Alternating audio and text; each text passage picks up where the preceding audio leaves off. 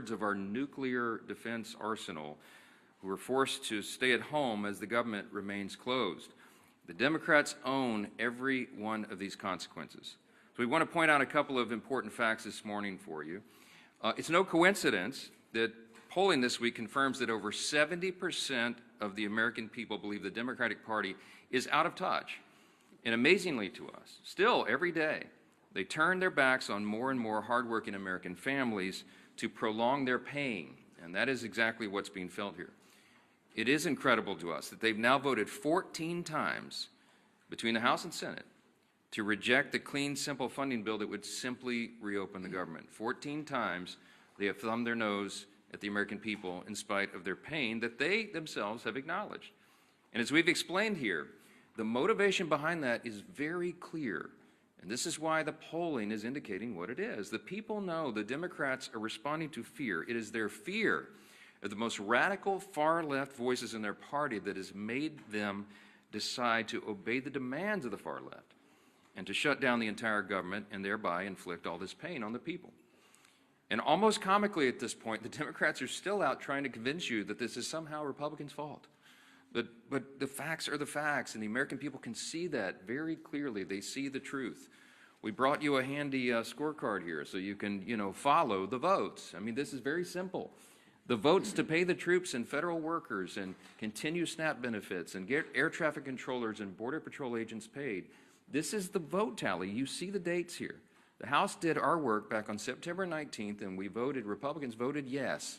Democrats voted no on all those things, and the Senate has now done it an additional 13 times. These are the votes. No one can say that this is in any way the fault of Republicans. We have a clean, simple bill, and everybody knows it.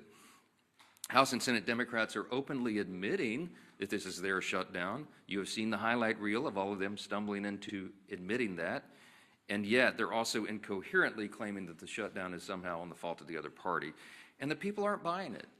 And that's why the polling continues to show that the approval of Republicans in Congress is rising with each passing day, and the Democrats at the same time, Democrats in Congress have the lowest approval rating they have ever had since polling began, since recorded polling began on these metrics. And here's just an example yesterday. For example, CNN polling showed yesterday the approval of Republicans in Congress is up 8% since the shutdown began among independents. I mean, that's an important metric because people are paying attention. They understand what's happening and they see who is responsible. It's a really important thing to watch. Ronald Reagan used to remind us that you can always trust the American people, and we do. We trust their intelligence, and we trust their understanding of basic civics. In fact, we trust the American people's understanding of civics far more than the Democrats in this building right now. And a quick reminder of that is the people know that in the House of Representatives, you need a majority vote. You need 218 votes to pass legislation, to pass a clean, continuing resolution to fund the government. That's exactly what we did on September 19th. They also know that in the Senate, you have to have 60 votes to pass substantive legislation. And we've only got 53 Republican seats. That means we need, by the math, at least 7 Democrats to join us to reopen the government. Now, in other words, the Democrats are the only reason that the government is closed, and there is no other way to spin that, to make something else true about it. And of course, the Democrats know all that. We've seen their party leaders, and we've now made their phrases and their comments famous here every morning. Chuck Schumer, Whip Catherine Clark in the House. They've openly admitted that they're using the pain of the American people as their leverage. Why? To show to their base that they're fighting. And they're counting on the American people not noticing all this. And that's the very reason why we have to come in here every morning and relay the simple truths. I mean, somebody handed me this as I was walking in here. Yesterday, according to the Media Research Center study, by a 2.5 to 1 margin, the Capitol Hill Press Corps has tweeted more about the House calendar during the shutdown than the negative consequences of the Democrat shutdown. Than the troubles that we have, the hardships that are being experienced because of the troop pay and WIC funding and flights grounded and SNAP funding. You guys are writing more about the House calendar than the real pain that's being inflicted on the American people, and that's why we have to come in and relay the simple facts. Now, there's a misguided strategy that the Democrats are pursuing right now, and it reveals 2 important things that can't be glossed over. Number one, it shows they have no cards to play except to try to blame the other team, which is ridiculous, and it shows how little they think of the American people. They had a rally a couple weeks ago. They tried to portray President Trump as a king, and we pointed out, again, the obvious truth. If the president was a king, then the government would be open. He's been trying to do that, and low-income families would be getting the food assistance that they need by Saturday. Republicans cannot wave a wand and reopen the government on our own. We must have a handful of centrist Democrats in the Senate do the right thing. And any Democrat suggesting otherwise knows exactly what they're doing, and they insult the intelligence of the American people. And by the way, every reporter in this room when they do that. Unlike Democrats, Republicans have nothing to twist or spin. We are just simply here relaying the simple facts and the truth. And the American people are responding to that. And that's why the polling indicates that they trust us more than the other side, because we are the ones here telling you the truth. We have nothing to hide. They are trying to obscure the facts. And by the way, the biggest unions are beginning to say the same thing. On Monday, the largest union of federal workers, the American Federation of Government Employees, came out, as you saw, and publicly urged Democrats to join Republicans and pass the House's short-term funding bill. The union president said, quote, "A strong America requires a functioning government, one that pays its bills, honors its commitments, and treats its workforce with respect by paying them on time." Amen to that. Of course, we agree. But it wasn't just the AFGE.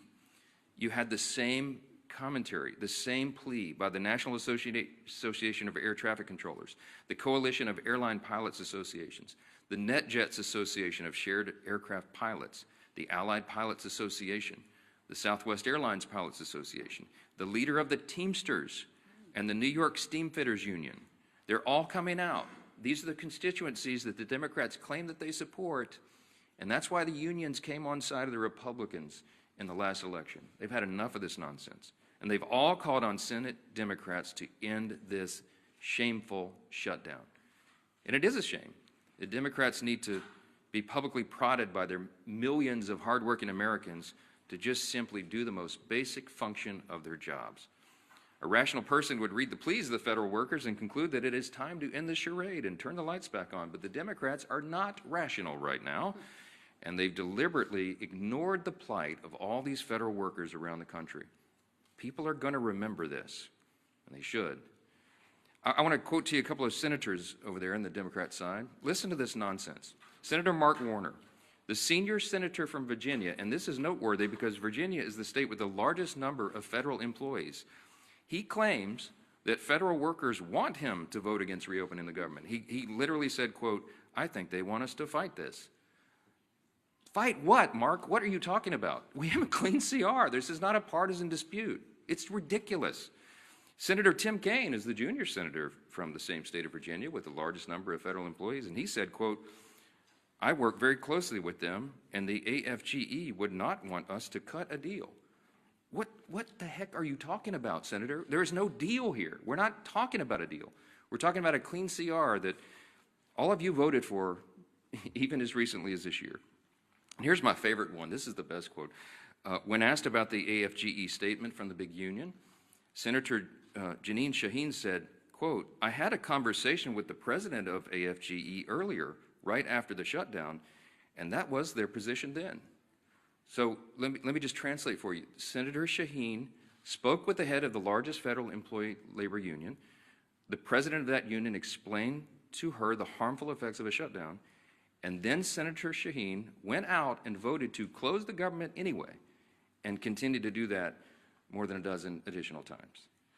Senate Democrats knew the pain this would cause. They knew about the missed paychecks. They knew the uncertainty of making rent for so many people. They knew about the missed meals. They knew about delayed flights. They knew that our nuclear arsenal and our national defense would be negatively affected by this, and they did not care. They shut the government down anyway to appease the far-left voices of their base. And the Democrats have some soul-searching to do. Are they going to continue to do that? Are they going to run from the far left and do their bidding? Or are they going to do right by millions of federal workers and the American people who continue to show up to work daily without pay? Are they going to do right and reopen the government so that those people are taken care of instead of the Marxist far-left base in their party? That is the question. And we pray that Senate Democrats come to their senses before the situation becomes too dire. On Saturday, this gets very real. SNAP benefits will stop flowing to all those who need it. You're talking about tens of millions of Americans at risk of going hungry if the Senate Democrats can continue this gambit. Instead of taking a simple vote to fund the government, which Senate Democrats have now had more than a dozen opportunities to do, Democrat attorneys general are suing the federal government to try to compel SNAP benefits to flow despite the government being closed and despite the fact that there is no money to do that. Congress hasn't authorized that. The contingency fund for that was something they batted down when the Democrats decided to vote against the CR and shut the government. For Democrats, there's a much easier option on the table. Just go do your job and fully fund all these programs and all these categories of people by voting for the CR. That's it. You don't have to do anything for Republicans. Just do your job for your constituents. Until Democrats recognize the pain that's gone on for so long, Republicans will be in their districts helping their constituents clean up the mess that Democrats are making and help them make ends meet and help them find the assistance, the food assistance, and all these other things that they're going to have to rely upon. And joining us this morning to discuss the Democrats' shutdown impacts on our national defense and on foreign affairs is our great chairman of the House Foreign Affairs Committee and a decorated veteran of the U.S. Army, our good friend, Chairman Brian Mast. Brian? Thank you, Speaker. I think everything going on, it really puts an exclamation point on the fact that we have the greatest population anywhere across the globe. I do want to start just by saying thank you to all of our workers. We have workers whose lives are being very literally affected, and they're still coming to work every day.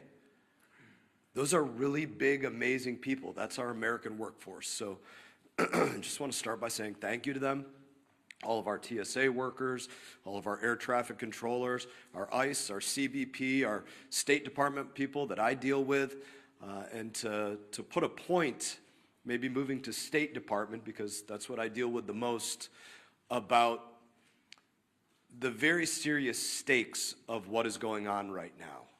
Not just with people's lives and them not being able to pay their bills, but with what's going on across the globe.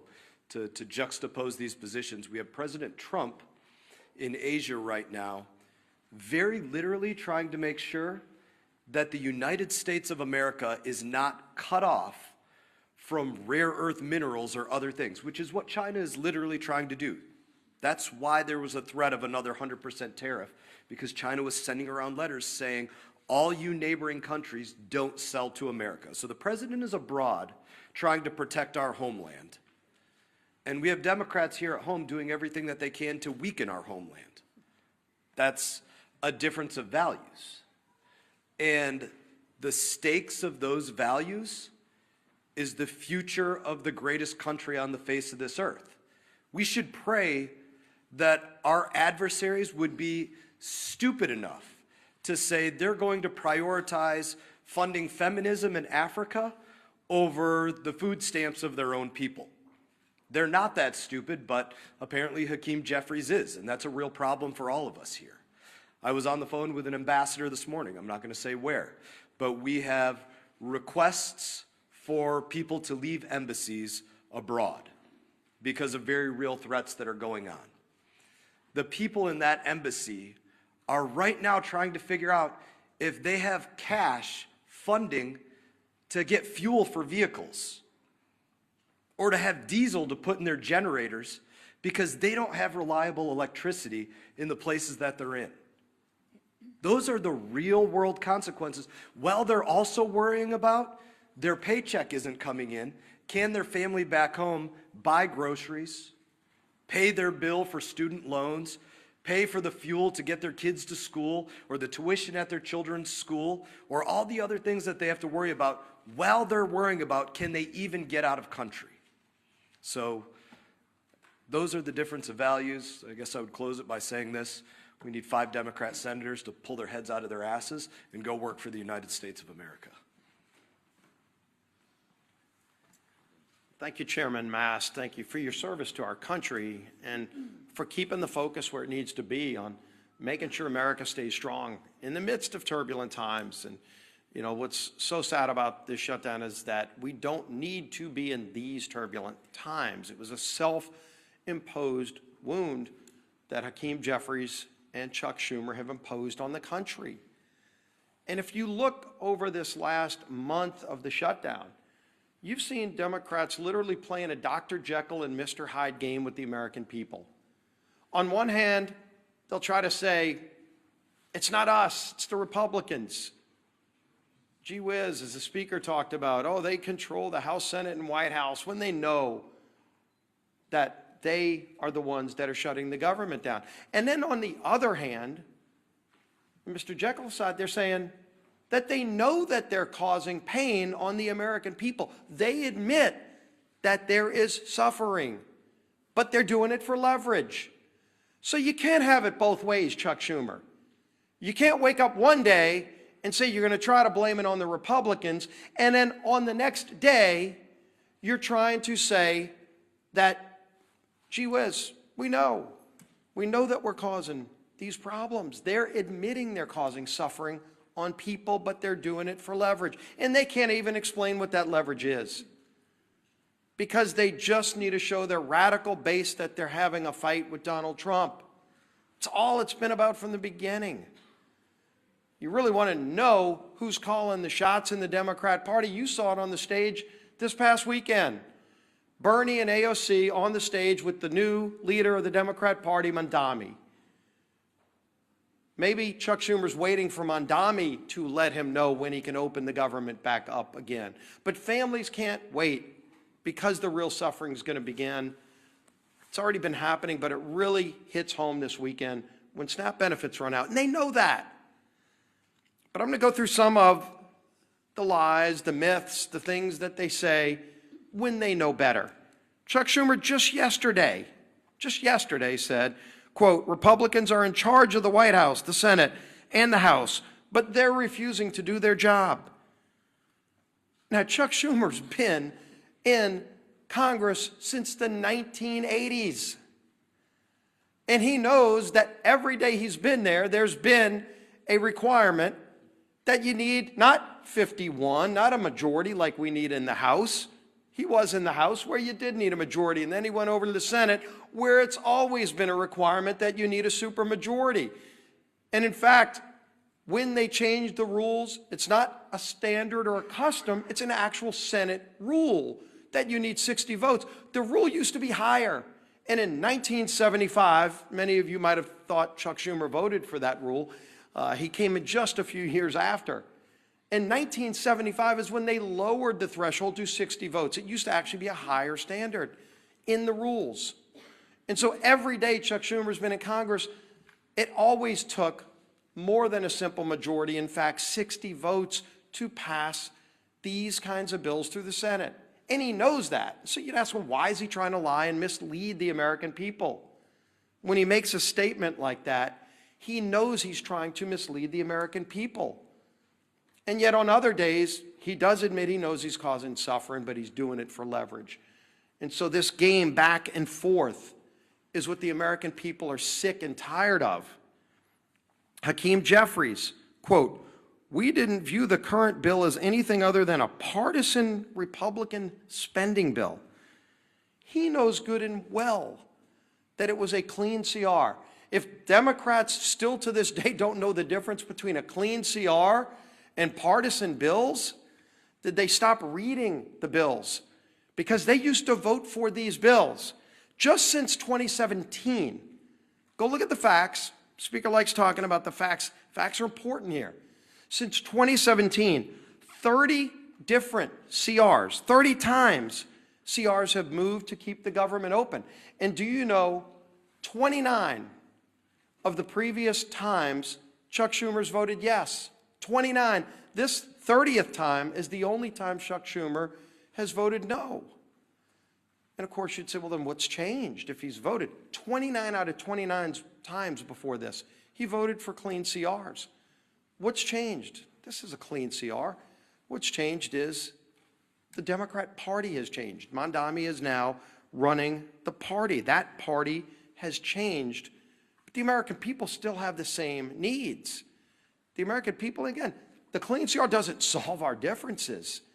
We still have big differences that we need to go negotiate, but let's just do it while the lights are on without the American people being held hostage. And of course, the final myth that's been out there for the beginning of this whole shutdown that we've debunked many times, that it's, quote, a total effing lie, that was Chuck Schumer's word, I think he actually used the word itself, that Democrats support free taxpayer-funded health care, free legals. That was Schumer saying that. And then, of course, when you read his alternative bill, his list of hostage demands, the $1.5 trillion spending bill, it includes in it a provision that repeals the verification we put in that says illegals can't get free health care. And CBO, not us, CBO said that would cost $200 billion in taxpayer health care benefits going to illegals. They know that. Of course they know it. And so why would they want to try to mislead the American people by over and over again making those statements? So here you can see it. Time and time again, the SNAP benefits comment the speaker talked about. They were warned in early October that 42 million people could be at risk in just weeks of losing their SNAP benefits if they didn't open the government. They knew that, and they want to play this game of chicken, this Jekyll and Hyde, one day trying to blame everybody but themselves, and then the other day taking ownership and admitting they're causing suffering, but they want to do it for leverage. You can't have it both ways. And more importantly, the American people are feeling the suffering. And this weekend, that suffering gets worse. And we have voted over and over again, and to prevent the suffering, it's not necessary. It shouldn't happen.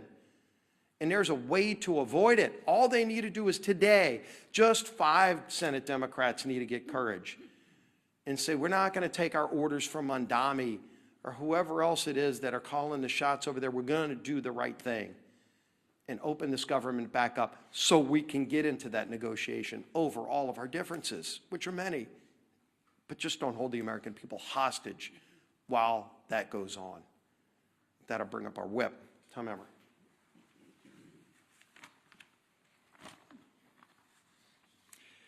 The Democrats have no leader, no vision, no message.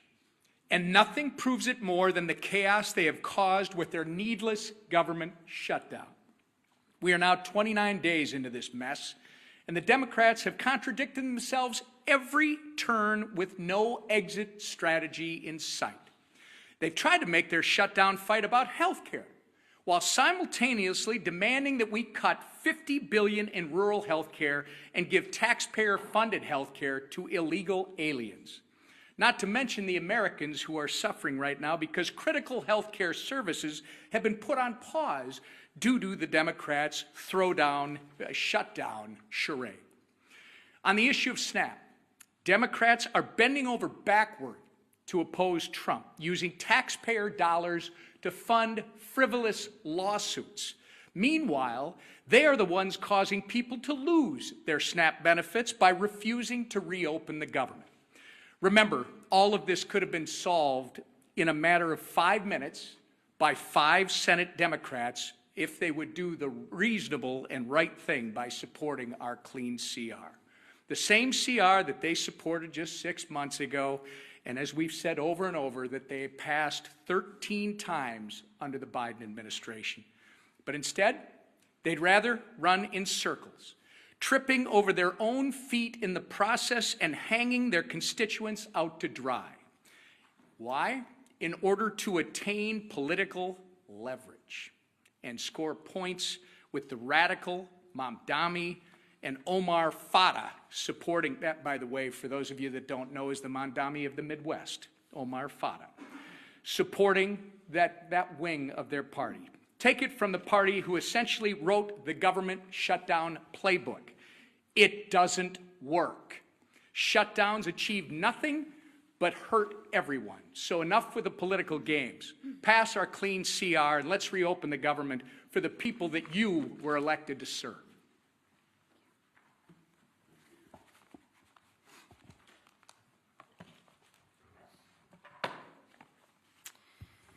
Well, good morning, everybody. Good to see you again. Let's get one thing straight right out of the gate. House Republicans did our job. Senate Democrats didn't. It's that simple.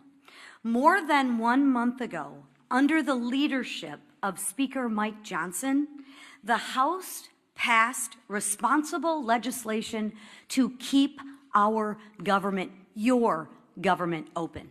Meanwhile, Senate Democrats voted again and again to keep it shut down. So before anyone throws around cheap insults like one Democrat member did on social media this week, and I'll just read it. Lazy Mike Johnson has made himself irrelevant and pointless. You know, I always find that funny. When you can't beat us on the issues, what do children do? They personalize it. And that's exactly what this member is doing. He can't beat us on the issues. So he wants to attack our leader, who has done a remarkable job, and personalize it. We're not in 6th grade anymore. But maybe for some people they are in 6th grade. But let's remember the facts. Republicans acted. The Democrats stalled. Mike Johnson has shown leadership, discipline, and focus.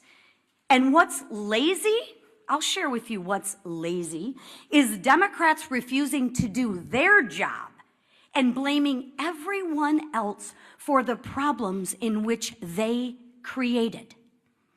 Because what Democrats are doing is wrong. And Americans, real Americans, hardworking Americans, are getting hurt.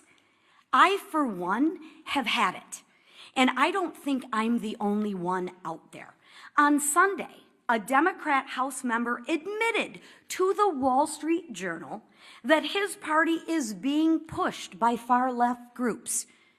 He said the quiet part out loud, everybody. He said what we've been saying forever. He said Democrats were lying to the American people about the reason behind the shutdown. Well, that's a shock, right? It isn't for health care. It isn't for health care, because if it was about health care, they wouldn't have stripped the $50 billion rural health care fund. I mean, come on, Democrats, get your stories straight.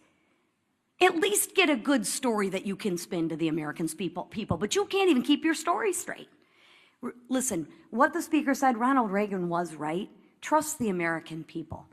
And you know what? I'll say it again. When the facts aren't on your side, you have to personalize it and you have to lie. But the question right now is, at what point is the pain of the Americans going to outweigh the radical cries of their base? It wasn't when our troops almost didn't get paid. It wasn't when moms and infants were at risk of losing the food off their table. It wasn't when flights across the nation got canceled because air traffic controllers and TSA agents didn't get paid. No. When that happened, Democrats said, every day gets better for them. Really? Maybe because they're getting paid while the people who they represent are not. That's what they said. They said pain for the American people was their best leverage. They said maybe it was uncomfortable, but it was worth it to them. Really? Think about that. Let that settle in. Let that just sit for a minute. So now I ask, will it be enough pain this weekend when 42 million Americans lose access to food on their table? Will it be enough when 2 million Americans miss a paycheck? What Democrats are doing right now is absolutely cruel, but it's also dangerous. And I think Chairman Mast spoke very well on this issue, but let's build on that. When our skies aren't staffed, when our borders aren't secure, and when our troops are at risk of missing a paycheck, that is not a political strategy. That is a national security threat. Enough is enough. Americans do not want to be used as leverage. and they don't want to be used as leverage for another $1 trillion of wasteful spending. They work way too hard for their paychecks. They want relief, they want leadership, and they want results. Democrats, please, I implore you, do what's right. Democrats, do what's right. End the shutdown. End the suffering for the American people. Stop, as you say, leveraging the pain. Vote for the Clean CR funding bill and let America move forward. Thank you. All right, questions? Manu, go ahead. Given how dire the you expressed for so many Americans right now, how do you justify the administration giving this big, massive bailout to Argentina, as well as calling for an increase in beef imports from Argentina? Look, we give foreign policy, the execution of foreign policy to the executive branch, and that's what the president is doing right now. There's lots of nuances about that. He's involved in negotiating trade agreements around the country to the great success and benefit of the American people right now. Dozens of them being worked out. He's overseas right now doing the same thing. And what he accomplished in Japan is a remarkable thing for the American people. And by the way, they've agreed to invest $550 billion into America, and that's good for everyone. So I can't get into the nuances of every single trade agreement with every country around the world, but we're going to trust the president to do what he's doing.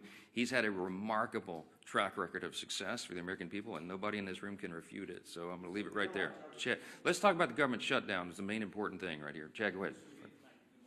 Can you talk about some of the members in, excuse me, can you talk about some of the members in your conference who have expressed concern about the House being out, or saying that this has gone on, too long, we need to maybe have another CR, or take another approach, or do something on healthcare? Yeah. Can you talk about what that is like, and some of the things that you're hearing from your members who are saying, this is really going on?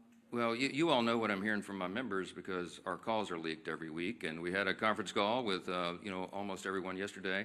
By our count, there's about 3 to 4 members of the House Republican Conference who have only mildly questioned working in the districts as opposed to being here on the floor. And we talked through that in as much detail as we can on a call that I know is being printed on the front page of all the papers the next morning. But I can tell you that 99% of all the Republicans in the Senate and the House heartily agree with what we are doing. They understand the most important thing and the most important function and the basic and most simple thing that government must do is keep its operation going for the people. That is the first job of Congress. And when we can't do that, everything is paralyzed. And so we have made that the #1 emphasis. We need the Senate Democrats to do what they have always done in the past. Don't make me tell you all the facts again. 13 times during the Biden administration alone, they voted on CRs to keep the government going. They know the pain they're inflicting. They do not care because they're more afraid of the radical left Marxists in the base than they are the American people. That's plain and simple. And so it's painful for them, for us to get up here every single day and relate again the simple truths. We have to do that. The repetition is what makes the truth saturate, because most of the mainstream media is giving us headwinds. They're pushing back, as I just demonstrated from you from the results. The research proves what we know intuitively, that the mainstream media, most of the legacy media, is parroting the talking points to the other side. You are not asking Chuck Schumer the hard questions. You're not asking Hakeem Jeffries the hard questions. Not enough of them. They're hiding. And they think that they can appease the radical base because they're more afraid of the voices of the far left corner of their party than they are everybody else. And I think there's going to be a big price to pay for that in the future. Yes, sir, right here. Religion News Service has tracked 5 different instances in the last few weeks.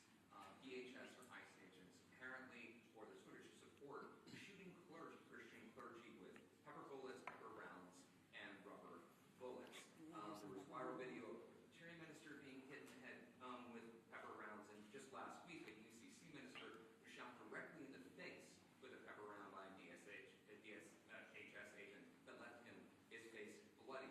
I know that you've advocated for religious freedom in the past and celebrated the president's decision to pardon anti-abortion demonstrators. Do you share the concern of these clergy? This is a religious freedom issue that's emerging between the administration and clergy. I can't comment on any of those instances. I haven't seen or heard any of those videos, so I'm not going to comment about it. But I would say, hold on, wait a minute. Let me answer you. Hold on. Thank you. You asked the question.